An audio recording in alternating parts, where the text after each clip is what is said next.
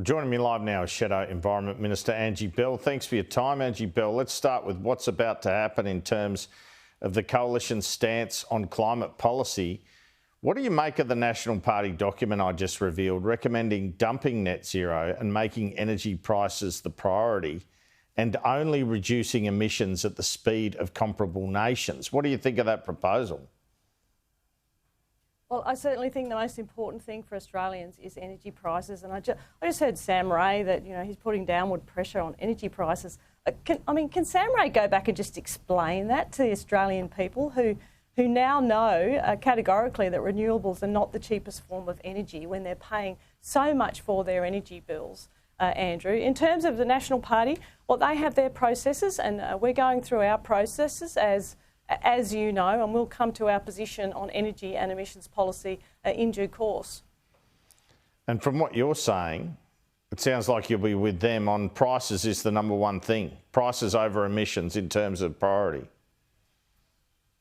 Well, I don't think they're mutually exclusive necessarily, but we know that the Labor Party has categorically failed when it comes to delivering cheaper energy for Australians.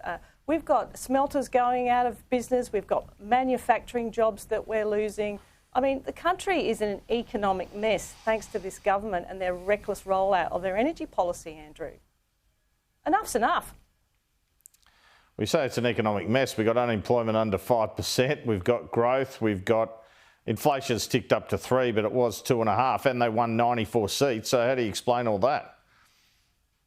Okay, so here's a big credit card, and Australians are paying $50,000 a minute in interest alone, which is really very unfair when it comes to the next generation having to pick up that bill. Inflation has ticked up, and so there's the warning bells right there. The government needs to stop spending, and stop spending now, Andrew.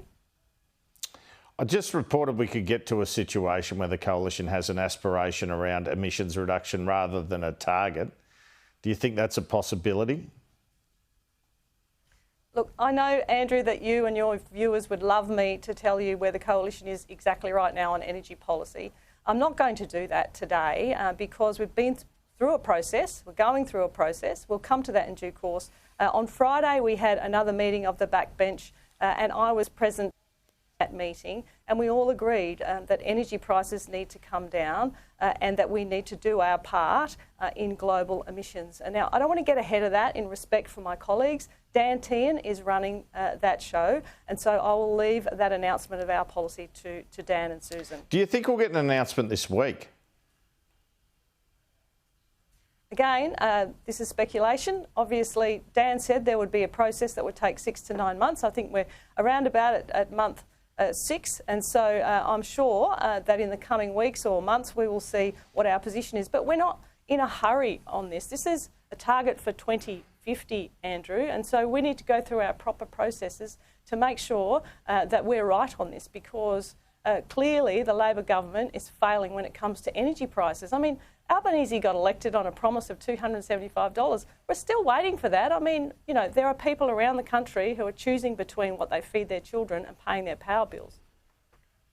Could the Coalition resolve to abandon the Paris Agreement? Again, that is part of our policy that we will work through in this process that we're undertaking at the moment. And we're not quite at the end of that process. So that's possible. Look, the Nats came out early on the Voice, and, we took some months after that. Peter Dutton considered that very carefully in terms of our policy. But you're not ruling that out. So this is not unusual for the Nats. You're not ruling what out, Andrew? Abandoning the Paris Agreement. I'm not ruling anything out at this point in time, because what we need to be is united on one page when it comes to moving forward with our energy policy. And Susan Lee has said she wants an affordable, reliable grid, and she wants to make sure we do our part in energy emissions, but not at any cost. You mentioned the Nats coming out first. Global emissions. You mentioned the Nats coming out first on The Voice. It does feel like the tail wagging the dog a little bit again, I must admit.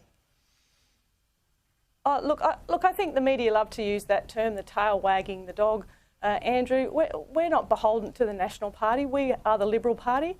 I sit in the Liberal Party room in Canberra, and we'll go through our processes, which your viewers would understand would be different to the National Party processes, and we'll come to that in due course when we've done the work and when we understand where our policy needs to be. How important will it be, though, when you come to a decision on the Liberal Party policy on this, to ensure you're not splitting the coalition?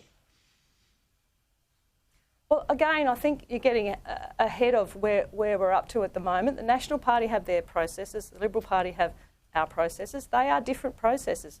They are different MPs undertaking those processes. And what I will say is we are going through a very thorough investigation of gas, of nuclear, of coal, of all of the inputs into the energy grid to make sure that Australians can pay less. But Angie Bell, you say I'm getting ahead of myself. In about 2 and a bit hours' time, I reckon David Littleproud, the Nationals leader, is going to get up and say he's abandoning net zero. And I'm told that 20 of your MPs want to keep a net zero target. So I might be 2 hours ahead of myself, but I don't think I'm much further than that. This basically presents you with a dilemma, doesn't it? Because if their position is dump net zero and you don't adopt that and 20 of your MPs don't want that to occur, you are splitting as a coalition, aren't you? Again, you're getting ahead of yourself because we need to go through our processes and we will come to our decision in due course. Now, I'm not going to say what that position is or isn't, and I'm not going to say which colleagues have had their voice in a room full of MPs where it was supposed to be MPs talking to MPs about what the best way forward is for our party and for our country. Now, we agreed on a lot of things in that room, Andrew. I was there listening to all of my colleagues and all of their concerns, as well as Dan and others in the room who are on the Energy and Emissions Policy Committee. We will come to our position in due course, and Dan Tehan is heading that up. Will the words net zero... Keep trying. I'm just going to give you the same answer. I'm going to give you the same answer, Andrew. All right, well, fair enough. Let's move on then. Do you accept the government argument that it's not renewables that are causing bills to rise, but ailing coal-fired power stations breaking down? Well, if you look at the power bill prices in Queensland versus South Australia, my dear old dad lives in South Australia and he's about 100% renewables and he's paying ridiculously high electricity prices. In fact, the highest in the country in South Australia, which is 100% renewables, apart from the time when they get power from interstate in Victoria. And in Queensland, where 65% of the grid is from coal-fired power, that's where the cheapest bills are. So the proof's in the pudding. Australians want lower power prices. We need to have reliable power when it comes to our manufacturing, when it comes to industry. Now, I thought I was coming on your show, Andrew, to talk about EPBC reform, which is before the House. This week, I'll be talking to it on Tuesday. We have some grave concerns around the EPBC Act that the Minister is putting forward, the reforms. It's got holes in it everywhere. We went into good faith negotiations with the government, but now that we've seen the 1,500 pages of legislation that they're putting before the House, these changes, no stakeholders are happy. We're worried about jobs, we're worried about investment, and we're certainly very worried about productivity, which this government's supposed to be all about Angie at the moment. Not to forget the critical minerals. Can I just say well, hang on. I will just say you're getting ahead of yourself now because that was my very next question. And that is the government... I'm just worried you're going to cut me short. I'm worried. You never get cut short on this show. Now, the government is pressuring you to pass these reforms.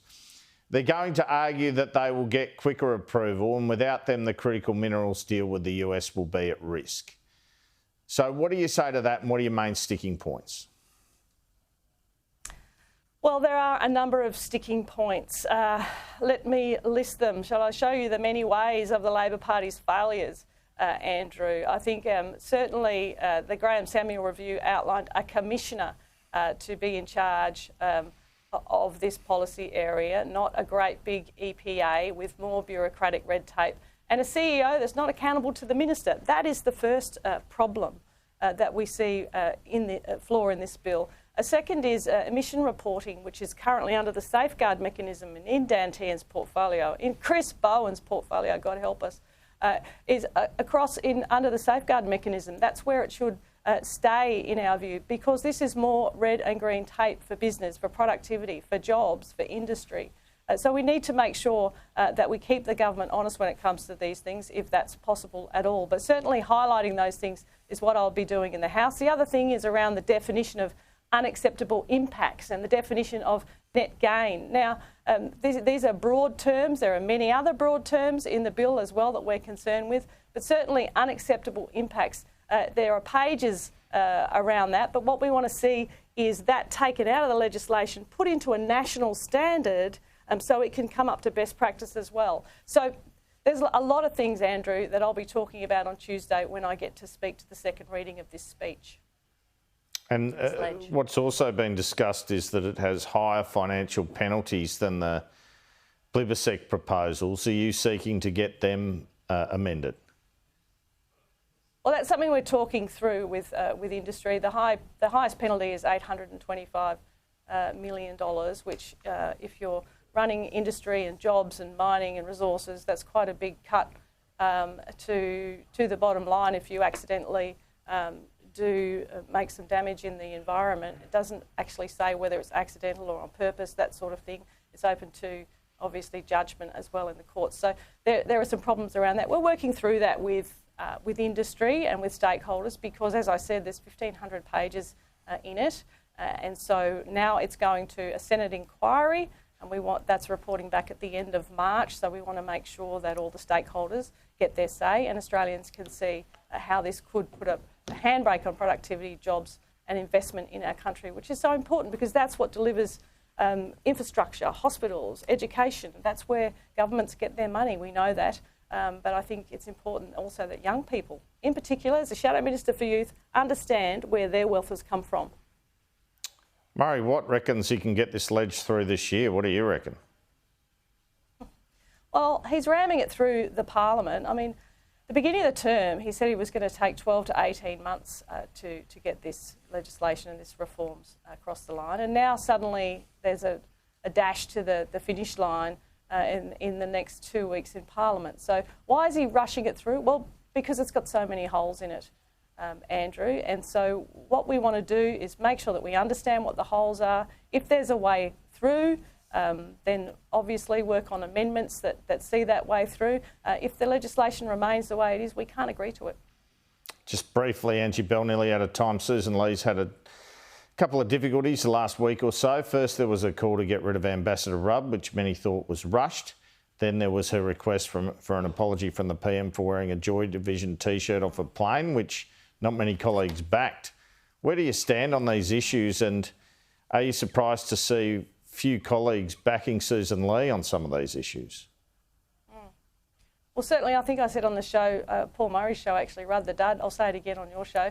I mean, you know, he didn't have a very good relationship with the US president when you compare it to, say, Joe Hockey or Arthur Sinodinos, who had fantastic relationships with the United States administration.